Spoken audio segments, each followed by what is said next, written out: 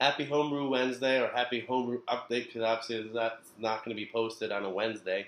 But I feel like I've realized that not posting so often, every other week, every few weeks, a Homebrew Wednesday is kind of a catch-22 because after not posting, I've been finding myself feeling like I'm losing touch with the brew tubing community, where like everyone's posting all these really cool videos for the hop experiment and stuff like that, and I'm just posting whenever I feel like I want to give you guys an update or I have a brew day video or something.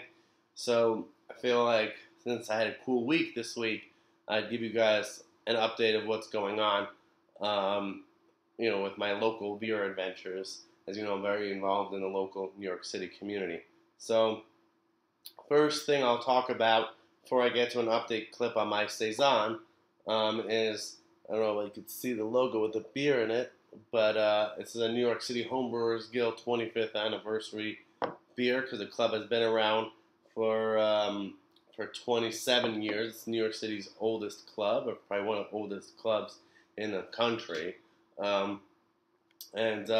So I went to their meeting, the June meeting this week, and two really cool things happened. The first one was that the founder of the club, Chris Hagnata, he took some bottles of Budweiser and opened them up quickly, put some whole leaf hops of 5 different varieties, kept them back up, and let them dry hop for 4 days. And then at the meeting, we played like Guess the Hop, and it was a really cool learning experience. And although I was in the ballpark for guessing most of them, the Centennial was the only one that really threw me off because it tasted a little like the European hops that we had in the mix.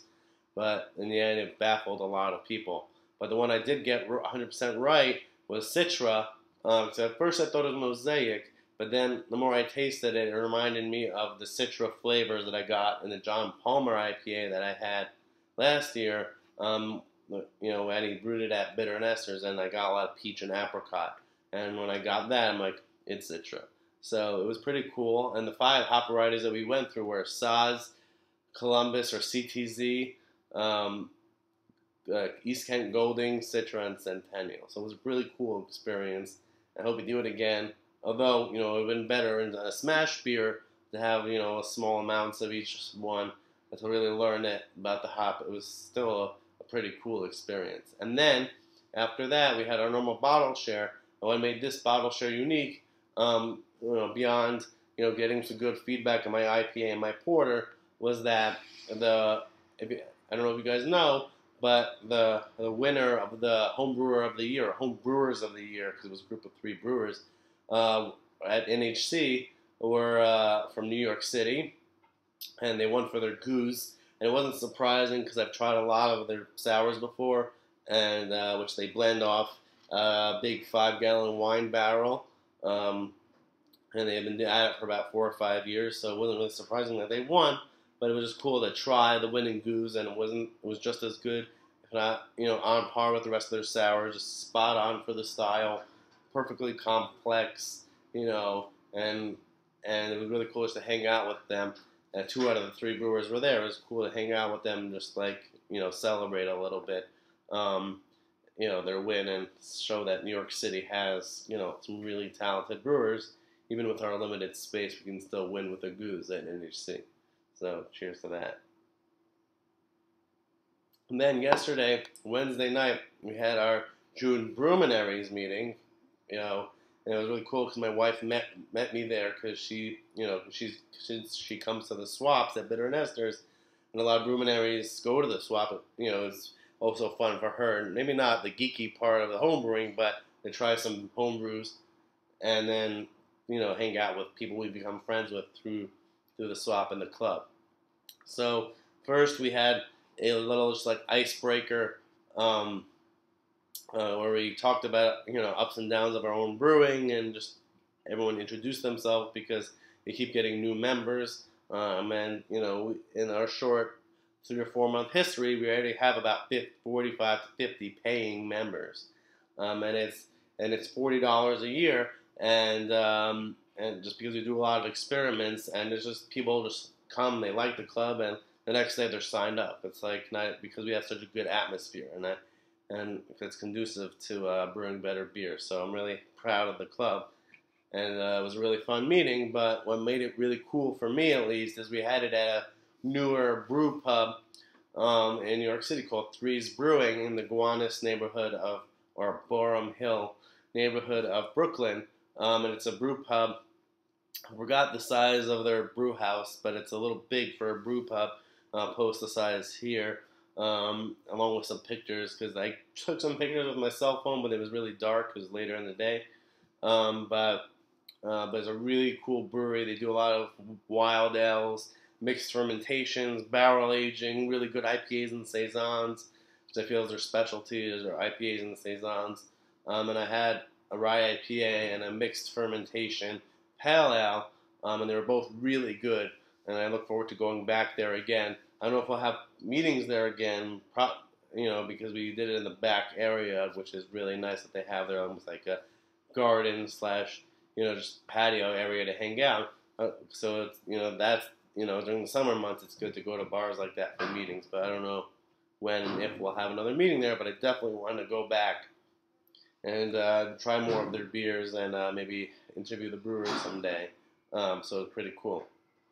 So now I'll shoot you off to a clip of an update on my Tart Tense Saison. That's what I'm calling it. And I explain why in the clip, why I'm calling it Tart Tense. And then I'll come back for a wrap-up, an update to that clip, which was filmed on Monday. So, cheers. Hey guys, so Barry here. So we're here at the 2-week mark with my lactose Saison, which I'm calling Tart Tense Saison, because since I'm going to be aging, and I've never done it with aging that, at it, so, Tart Tense means over time gets tart. So, so as you taste it over time, in the past it was X amount of tartness, and in the present, that's how every time you taste it, it's that tart, and as it ages in the future, it's even more tart. So at each point in time, or each tense, it's tartar or less tart. So in the aroma now, at the 2-week mark, it actually does smell quite tart. It's weird because there's no like Belgian or European hop aromas.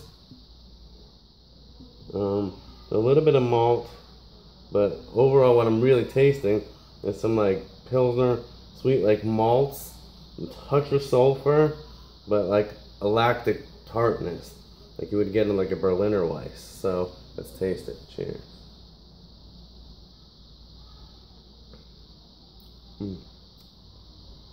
Oh wow, that's already tart. It's already really tart. Oh wow, it's really tart. At 2 weeks, they said it could take up to 3 months. And at 2 weeks, so a day over the 2-week mark, it's really tart. Not puckering, but you sip it, it's definitely on the level of a Berliner Weiss plus.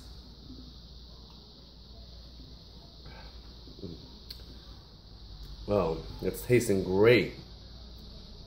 Now, as you see in a picture I'll show you here, that stalled at 1024, 1025. So I'm gonna have to figure out a way to dry it out, because otherwise when I bottle, I'm gonna have bottle bombs. But with the level of tartness that it's at now, it's tasting really good and not too sweet. Oh, it's really good. It's developing a really nice, clean, lemony tartness, and with the Sriracha Ace, it's gonna be even more delicious. So yeah, so I'm really pleased with it. So the only problem so far, as I said, is the gravity. So I'm gonna go online now after I finish this clip and ask for advice, and then later in this video you'll figure out what I did. All right, cheers. All right, so what I decided to do with the Saison was I posted what happened, with the stuck, the high gravity issue on in the Milk the Funk Facebook group, which is a great Facebook group about funky and wild sour ales.